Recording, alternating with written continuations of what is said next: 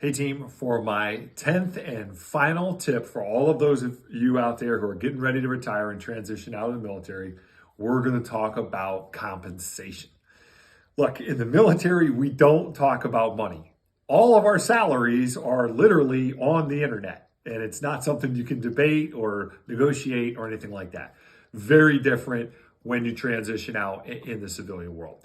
So, 4 tips for you when it comes to compensation. Number 1, don't get so excited that you got a job after the military that you don't spend the right amount of time on compensation. That's very easy to do because we've been in for so long. We're so nervous. Am I going to get a job? That when we get a job, we get so excited, we forget to really look into the compensation and what goes into compensation. So remember that, tip number 1. Number 2, understanding compensation is a process. First of all, it's not just pay. Compensation includes healthcare, 401k, vacation, company car and phone. All those things are negotiable as part of compensation.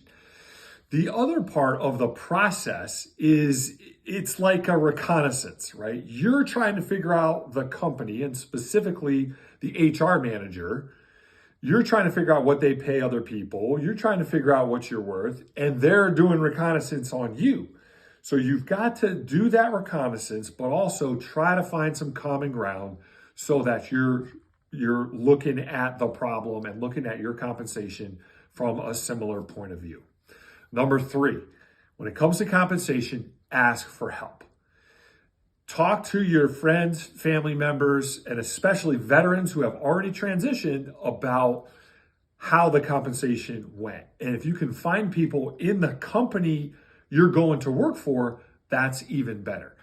Again, a lot of times in the military, we don't like to talk about money, but the more you ask for help, do the research, do the reconnaissance, the better it's going to be.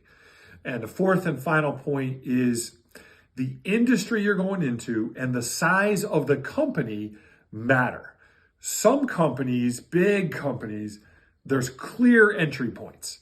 No amount of military service is going to get you in any higher. I don't care if you were General Patton, General Schwarzkopf, whatever.